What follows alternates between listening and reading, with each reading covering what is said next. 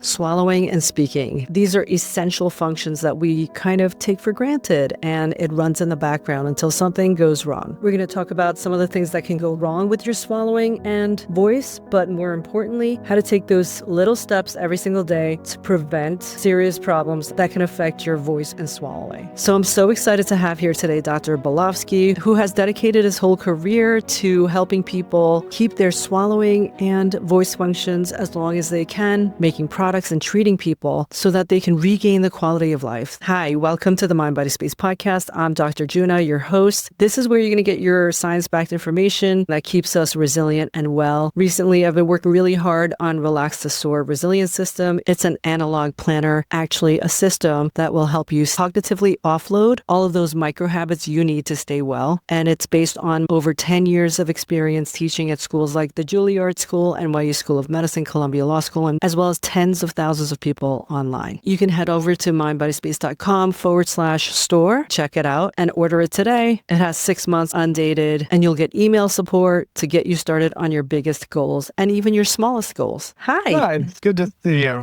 My wife has just said such amazing things about you, so I've really been looking forward to this. She's a fan. Oh my gosh, that's amazing. Cool. If she has any questions or requests, please tell her to just reach out to me. You got it. Put me in touch. You got it. Is she also in the health profession? Yeah, she's a critical care nurse. Amazing. Peter, Dr. Belafsky, I'm so excited to have you here. You are an MD and a PhD, what we call MUDFUD, right? And a master's in public health. So what is your PhD in? Doctorate is in epidemiology and biostatistics. So you're a professor and you're the director of the Voice and Swallowing Center at the University of California, Davis, at the Department of Otolaryngology, Head and Neck Surgery. You're also the vice chair of academic affairs for the department. Correct. You have a bunch of patents, right? And you've been involved in laryngeal transplants. I mean, you have an incredible career already, and developing Reflux Gourmet, which is one of my favorite products. I don't have a lot of things on subscription from Amazon, but I have Reflux Gourmet on subscription, and I have given it to my whole family. I have it on my nightstand. So does my husband. It's always nice to get feedback. It warms my heart. You're helping all of us. Are any of your kids Yes. in medicine? And neither of them wanted to become doctors. None of my 3 children wanted to go into medicine either. And I think ours will be the only generation that doesn't have our children going into the profession, which is kind of sad when you think about it. Because you're multi-generational, right?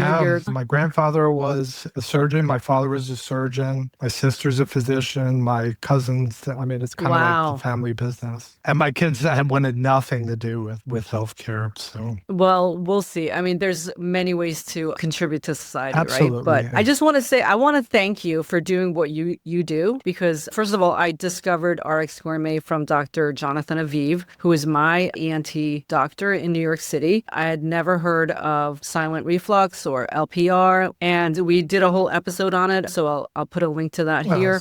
You know, you really don't think about things like swallowing or your voice until something goes wrong with it. As a radiologist, that whole area to me, we have head and neck specialists, obviously, you know that, but it's one of the most difficult anatomy areas, and also everything is so tightly packed in. There's such important structures. It's our breathing, it's our swallowing. Your lungs are right there. Your aorta is right there, the biggest artery in your body. So for me, what you do, especially with all of the procedures you invented a dilator, right, for the esophagus? We do, yeah. We've had a bunch of innovations over the years, some more successful than others. So some of the things that you do is work with swallowing, right? So that's your esophagus, which is the tube that connects your mouth to your stomach. And you have created some procedures as well as some patents. Can you tell us a few things about one of your most successful? I'm a laryngologist by training, which is really a 3-centimeter part of the body that revolves around the voice box. And you've sort of touched on that to a certain extent because it's the gateway to the lungs, it's the gateway to the esophagus, it's a lot of our senses concentrated in this 3-centimeter part of the body. My passion in life is to take care of complex swallowing problems.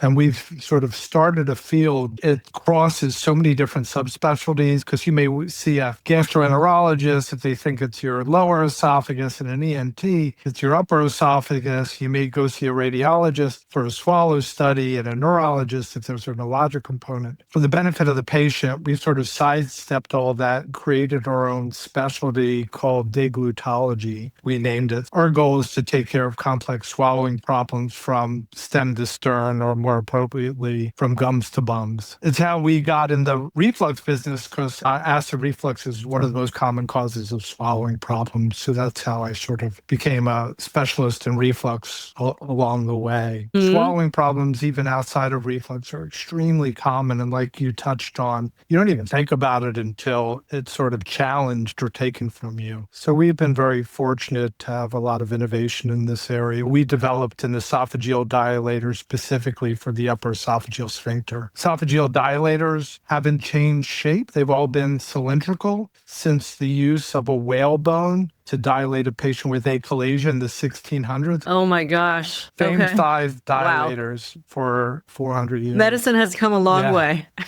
Exactly. So for those who are listening, there's a little sphincter up here. Do you want to explain why you would need to be dilated? Yeah, so And hopefully nobody needs this procedure. thankfully, it's a pretty straightforward procedure, but a lot of people point to their neck and say food or pills get stuck. Imagine sort of pointing to the base of your neck. So one of the most common things we would see would be a little web or scar tissue in that part of the body. We call them cricopharyngeal webs, would be one of the most common things. Also, not infrequently, somebody could actually point to their base of their neck and say food stuck here, but the vagus nerve is playing tricks on them and the obstruction is further down the esophagus. It could be at the middle part or even the lower part of the esophagus, and it's being referred to the neck. So it's kind of like the metaphor we give is like the toilet's overflowing, but the pipes are clogged further down the line, and all the patient's sensing is that the toilet's overflowing and stuff's getting caught in their throat. Okay. Could it be like down even into their gut area, or is it really just the esophagus? It could be, it could be a gastric outlet obstruction. Solid food in general, take a little step back. Problem swallowing solids is typically something obstructive. Not always, but usually. So it's like a web, ring, stricture, inflammatory, esophagitis from GERD. But the obstruction could be, anywhere along the foregut, really. And they're just That's why you said gum to bum. Bums, yeah. Okay, so if somebody's having what you're saying with webs and things like that, some of that could even be congenital, right? So it could be something you're born with, but then maybe it flares up eventually in your older age. Is that? And I'd actually just reviewed a manuscript from a colleague of mine that suggested that there's a pretty high prevalence of these webs in younger adults and even kids. So like you said, some of these things can be congenital, which can make for a more difficult diagnosis, because imagine if you always thought you had to mince your teeth up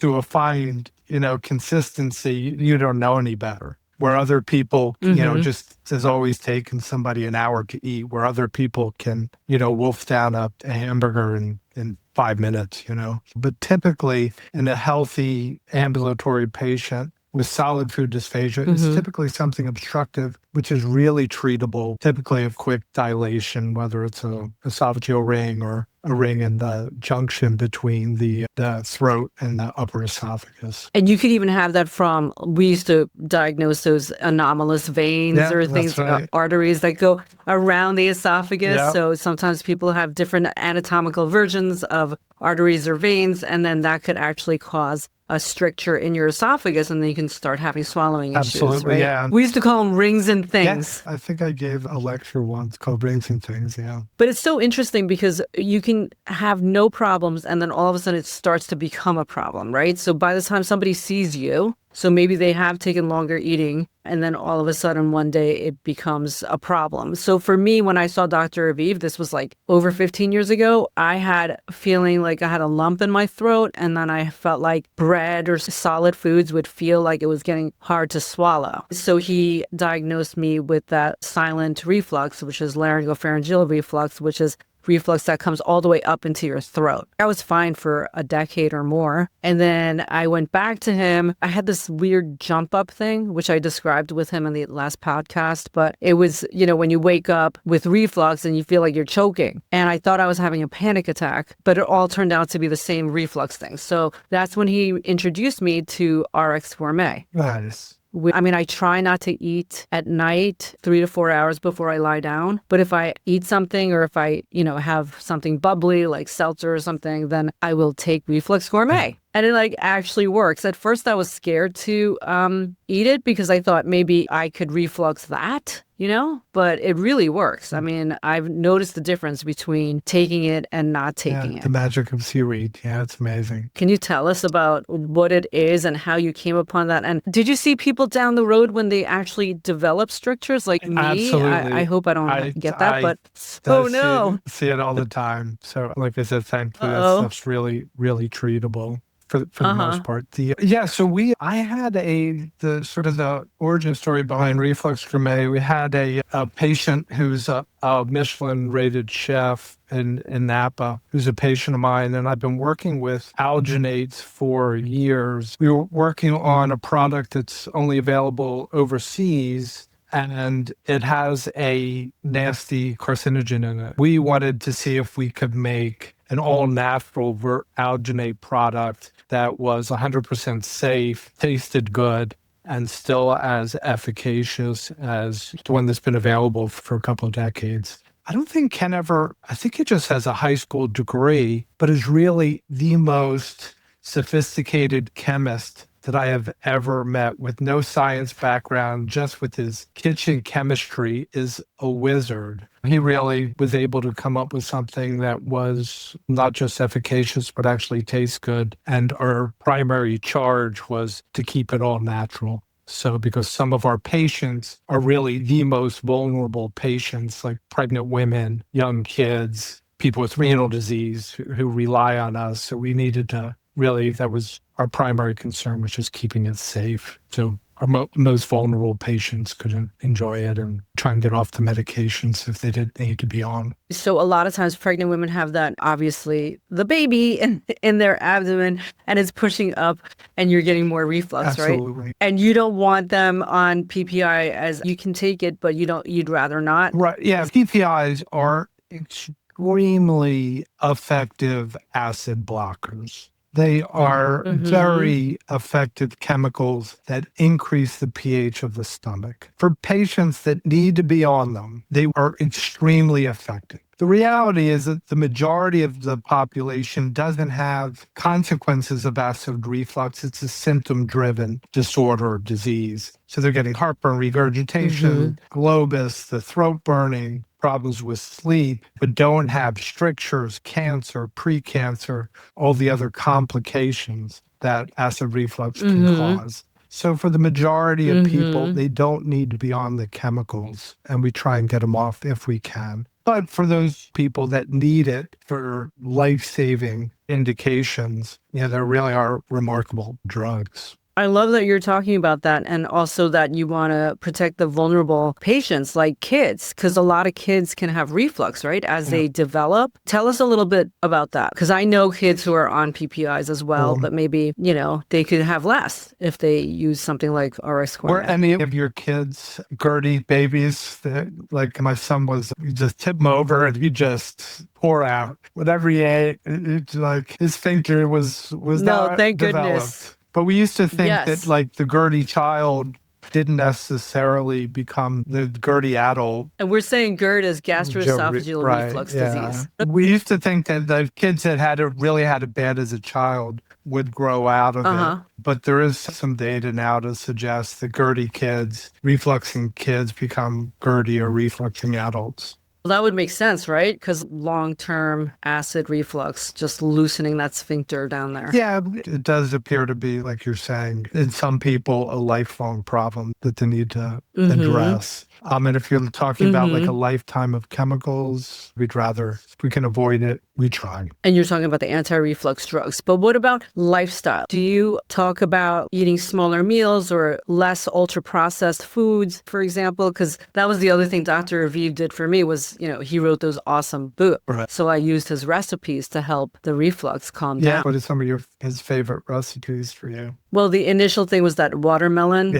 juice that he has a recipe for, and that really calms down, all the inflammation. But I want to prevent the flare-ups in the first place because I'm so deathly afraid of anything. Yeah, no, I can imagine. Yeah, there is a lot of data to suggest that a plant-based diet is very beneficial. Obviously, avoiding the processed stuff. There's some data to suggest that a low-acid diet can be beneficial. Did you and Jonathan talk about that? Because that's one of the big things I got from Jonathan was trying to keep Yes. the What importance about of keeping the acid down. Yes, and what about like alcohol? Alcohol is Obviously, horrible. right? The alcohol.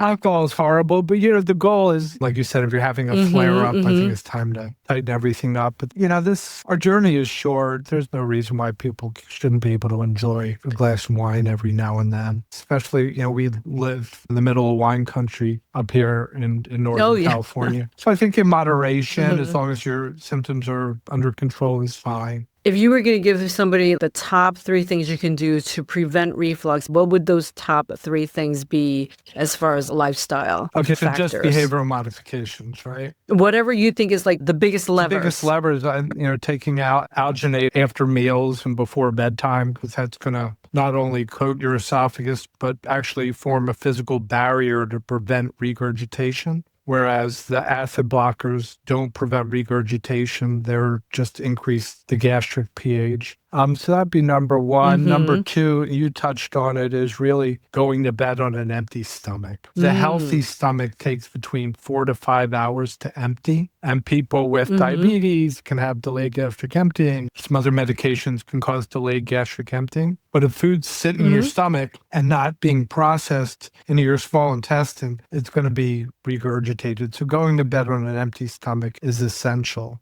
And one of the key things that I have my patients do to promote gastric emptying is just take a walk after dinner. So even just walking for 10 or 15 minutes can help promote gastric processing and improve gastric emptying. So taking a walk after dinner really helps speed up the emptying of the stomach. And then the third one would be elevating the head of your bed is really essential. So you want to get gravity on your side. Reflux needs to move uphill at night when you're sleeping, and that's really essential. Would you lie on your left side or right side? Because I was reading all these radiology articles about which side you can lie. I mean, I used to do upper GI swallows, and to empty the stomach, we would roll people around on their right side, but then some of the studies I read that was lie on your left side, because then it would stay in the antrum, the food, and it wouldn't come back up into your esophagus. Yeah. Do you have any preferences, or just don't eat a lot before you lie down? The key is elevating the head of your bed.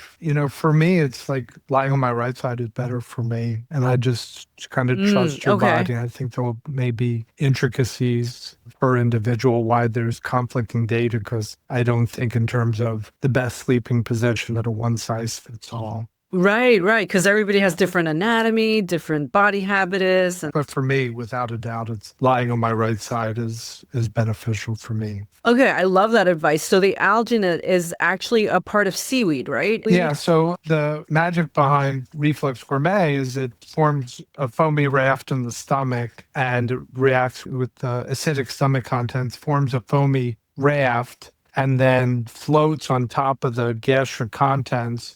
So if you do regurgitate, it's the alginate that's going to regurgitate into the esophagus, which is not only harmless, but protective, and not the food. So it forms sort of a cork on top of the esophagus to prevent regurgitation. And it's kind of like slippery. I love the caramel one, so that's my favorite. And kind of plugs up your stomach so that the content doesn't come back up, but it's really safe and it's natural. It's like a natural product, right? 100%. And do you have any GI distress from it? Like, can anybody have GI problems if you eat too much of it? If you drink too much water, it can be fatal, right? So... Okay, so just follow instruction. A teaspoon after meals and before bedtime.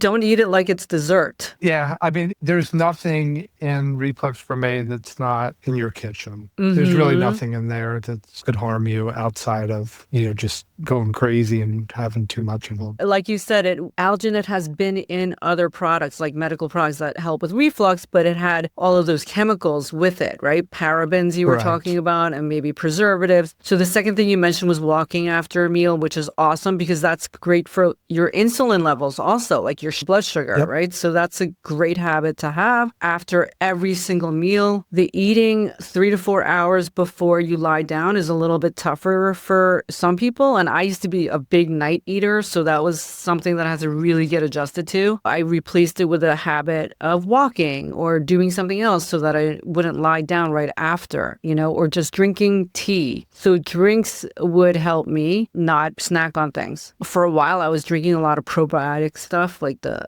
bubbly stuff, and that really got me. The last time I had to see Dr. V was because I was drinking all of those fun probiotic drinks. And he was like, no, don't do that, because it was causing havoc. It was terrible. And you think it's a healthy drink, but you have to be careful. You said elevate your head. I have tried everything. I have bought wedges, those wedges put under your... I would just slide off of them, flip off of them. And then also, you just kind of want to keep your head not too elevated because you do want the glymphatic system working while you're sleeping.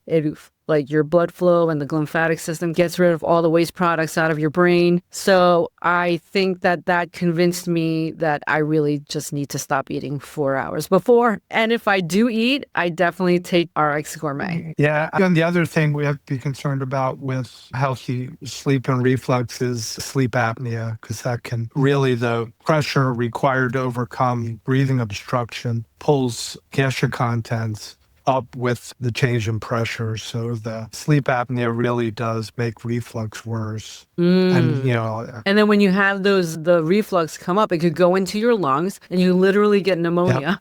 Usually you have the reflex that shuts it down, which is why I thought I was having a panic attack when it was actually just the reflux. Yeah, it's terrifying.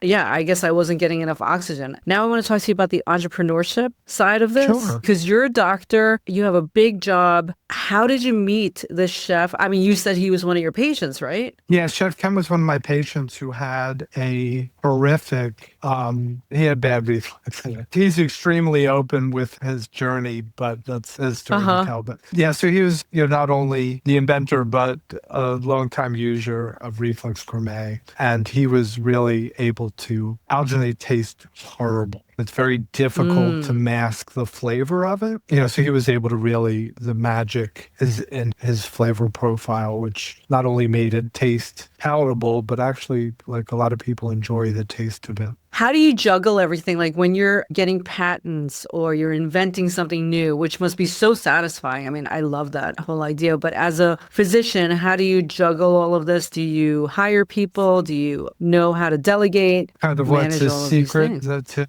innovation? What's your secret? Entrepreneurship. Yes. It's kind of rare to find an ENT guy who's a head and neck surgeon, head of a department, like doing all of this stuff. So how do you do it all? So, I mean, the most important thing is, as busy clinicians, we need to work in teams. So you can't do everything. So you really need to surround yourself with a like-minded team that can help you achieve your mission of improving health is sort of our overreaching mission. But you really need to have a long-term curiosity mindset for successful entrepreneurship and having a lifetime of curiosity, just being a curious person.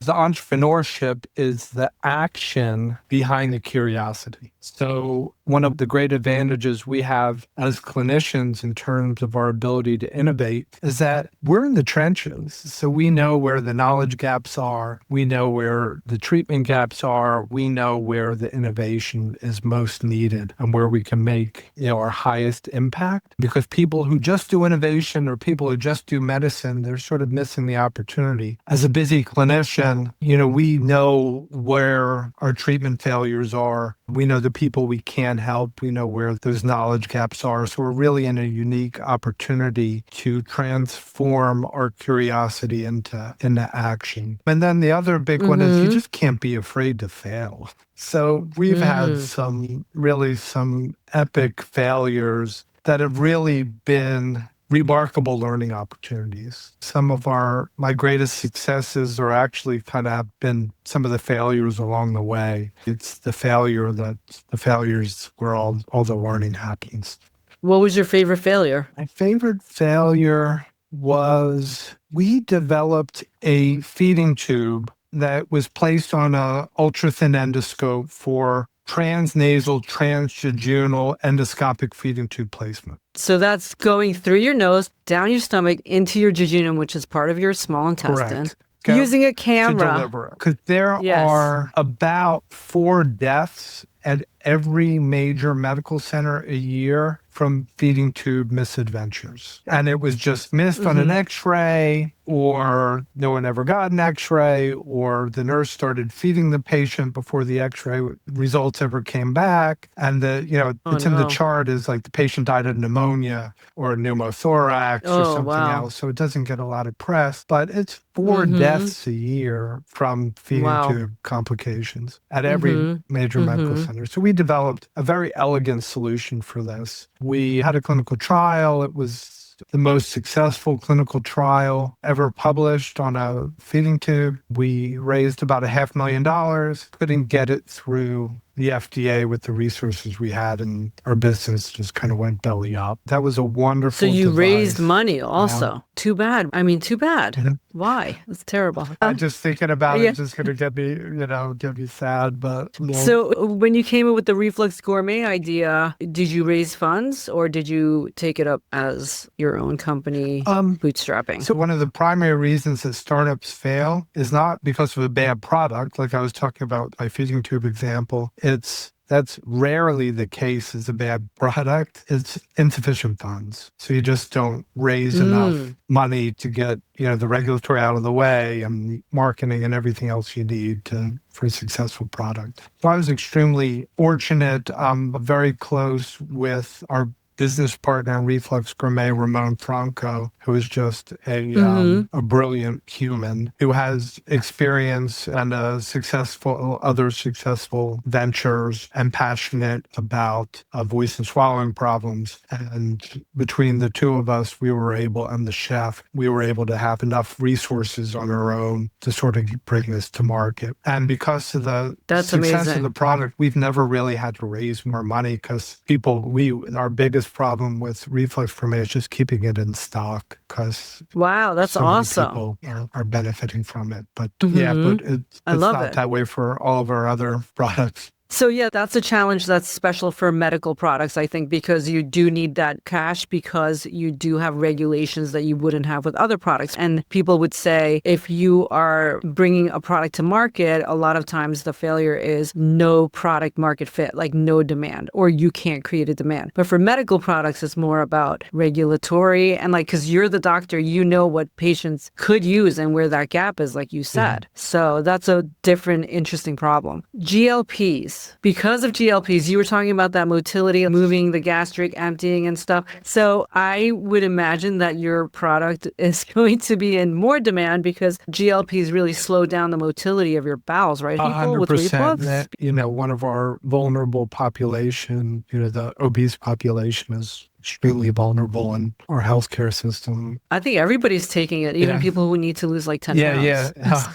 Yeah. So, but like you said, those medications work by slowing GI motility.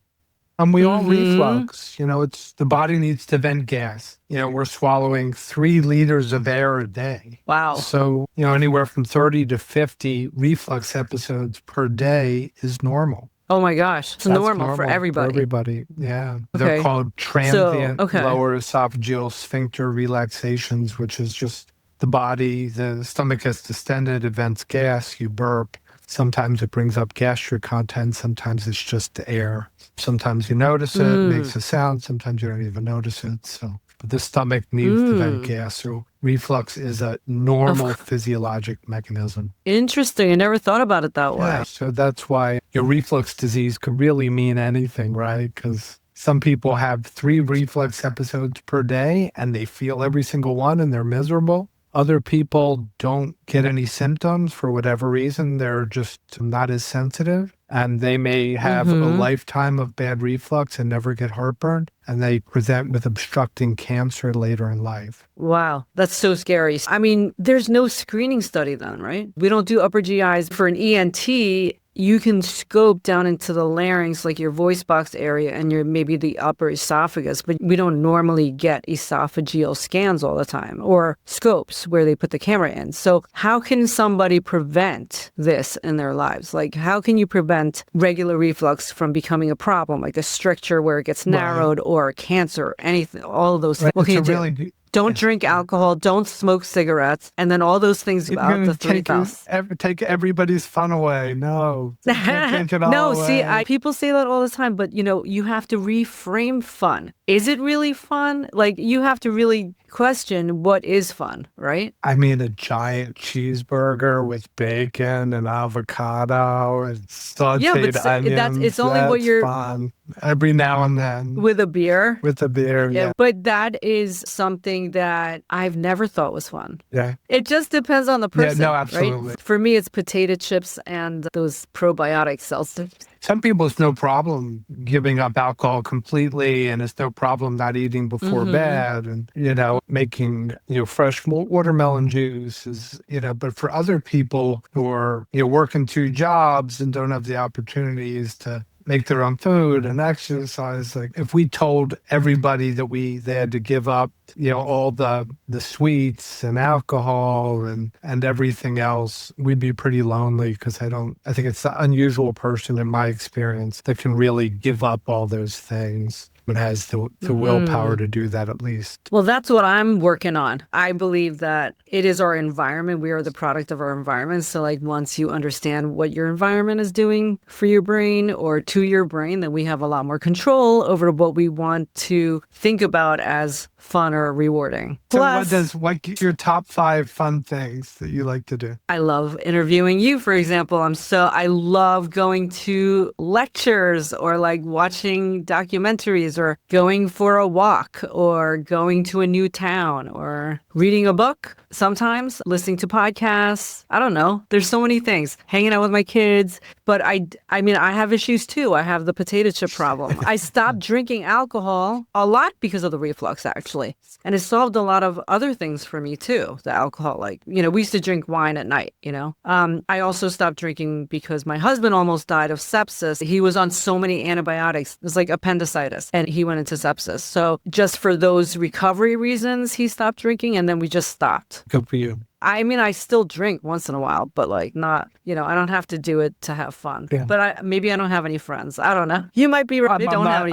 I'm not pushing alcohol on everybody. Everyone, believe me. I just I see a lot of cancer survivors in my specialty. So they have head and neck cancer survivors have some of the worst swallowing problems you can imagine. It's absolutely devastating. Not infrequently end up dying of aspiration pneumonia. But they have had so much taken from them. I spent a lot of my time just trying to restore dignity and some semblance of quality of life. So for that, for them, for some people, it may just be they just want to be able to enjoy a cup of coffee, or they may just, for some people who are on a feeding tube, they may just want to be able to enjoy a glass of water. Because you can sustain somebody nutritionally on a feeding tube. So I'm very sensitive if somebody really enjoys something, whether it's a glass of water or walking the dog or getting in the hot tub with the feeding tube or whatever it is, we really try and optimize the quality of life wherever we can. And if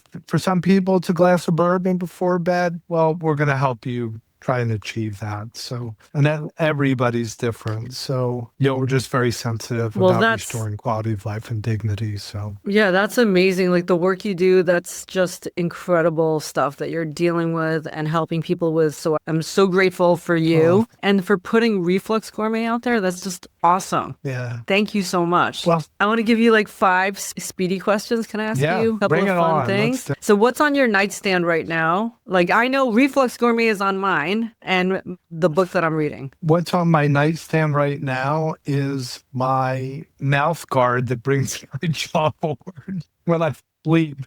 So I don't obstruct. So the snoring? I just obstruct. Yeah, my story's Oh, not wow. Okay. terrible, but yeah, that and a dog toy. So we have dogs everywhere. So it's my mouth guard and the dog I have a toy. mouth guard too. Who doesn't, right? I have a mouth guard because I grind my teeth Oh, yeah. and I cracked a tooth. Okay, so what is the biggest thing you wish every patient did that cost them nothing and would take 2 minutes to prevent all of these things we're talking about? Advice for kids, younger people, anyone Go to bed on that an you might empty want to tell? stomach. It's probably the biggest bang for the buck. Yay! So hard to do, That's but the yes. biggest bang for the Again, like, buck. so, okay. What's your non-negotiable daily habit? Ooh, Like a healthy one. my non-negotiable daily habit. Ooh. I mean, for me, it's probably Peloton that's my 45 minutes of me time. Awesome. Treadmill or A bike? bike. Okay. Jennifer Sherman. What Do you know ev- her? Oh. She's my favorite Peloton instructor. Oh, I'm going to have to look Love her up. Yes. Send her some Reflux Gourmet. And what about one best throat or voice hack that you would give to patients that they're surprised about? We never think about our voices either, but your voice can sound icky depending on if you have a lot of stuff in there, like inflammation. Embrace your aging voice. No, really? Yes. What if you can exercise it? Dr. Aviv gave me something that I love and it helps so much, which is the warm mist. So good for your vocal cords. See, I mean, you're young still, but I'll probably see 3 or 4 patients a week in their 90s who come in and say, I 90s. sound like a little old lady. So you're winning if you're coming to see me and your biggest complaint is your voice at 92 and you sound like a little old lady. Just embrace it. You're winning. You're winning. So it's a wonderful society we're living in when people in their 90s and it's so frequent now. When I graduated medical school, in 94, we never saw people in their 90s come in complaining of voice complaints. Like we just, people lived in their 70s and 80s. Yeah, you lived to 76, 77. That's a good run. And now, like I said, I'm seeing 3 or 4 patients a week with voice complaints in their 90s, wanting the voice of their youth. So awesome. Yeah. So when you get there, when you get to be a little old lady, I hope. Embrace your voice. I hope. This is a good hack. I think this is important advice for your listeners. Record your voice. Okay. Get a 2 minutes recording of your voice in conversational speech, because in the near future, if your voice is taken from you from age or Parkinson's or stroke or no matter what, paralyzed vocal cord, no matter what it is, we'll have ways using artificial intelligence to clone your voice and reconstruct it so you can still communicate, in your normal voice. But we won't be able to do that without everyone banking their voice. So there's a voice memos app in your iPhone or whatever it is, just 2 minutes of conversational speech, just have a recording of your voice. So in the future, if you need it, you'll be able to utilize the voice of your youth. That's great advice. I love that. I'm glad I've been doing this podcast and my voice is all over the internet. Yes, you're good. And you have a wonderful voice. Thank you so much. So just one last question. What do you think about AI in medicine and in your field? You're just talking about this amazing thing where you could bank your voice and maybe AI could communicate for you. Is there anything else that's going on in ENT that AI is rearing its head? Oh, gosh. Yes, I think a lot of different aspects. I think you have a lot of APPs, so nurse practitioners and physician assistants with artificial intelligence will be able to handle a lot of the entry-level ENT complaints. So with the aging population, there's going to be a shortage of specialists. So I think a lot of the entry-level care with AI will be able to be done by entry-level nurse practitioners, physician assistants, that type of thing. We already have AI note takers as part of our electronic medical records that I was skeptical about, but are really amazing. I think that the otolaryngologist in regards to surgical procedures will be safe for a while. As you know, I just mentored a radiologist last week who switched specialties because for fear that there will be no more radiologists in the future. It'll all be AI driven. In terms of the surgical subspecialties, I think the ophthalmologists will be the first ones to go. They'll all be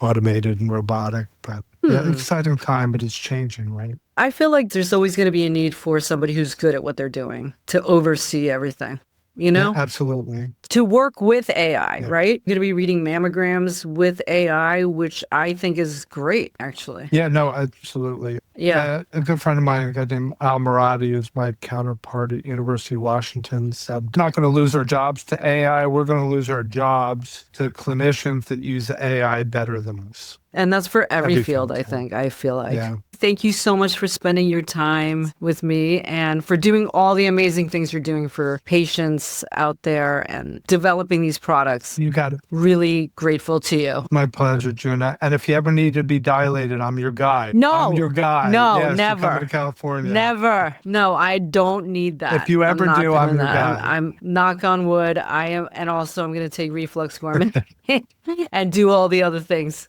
If you got any questions, just feel free to reach out at any time, okay? Yes, and people can find you on your website at UCSD. And thank your wife for me. What's her name? Angela. Shout out to Angela for listening to MindBodySpace podcast. Please have her contact me. You got it. All right, thanks, Juna. Thank you for listening. Don't forget to hit subscribe and share, and head on over to mindbodyspace.com/store to get your copy of the Relax to Soar system that will put all of those micro habits of wellness into autopilot for you. Until next time, this is Dr. Juna signing off, wishing you and your loved ones wellness.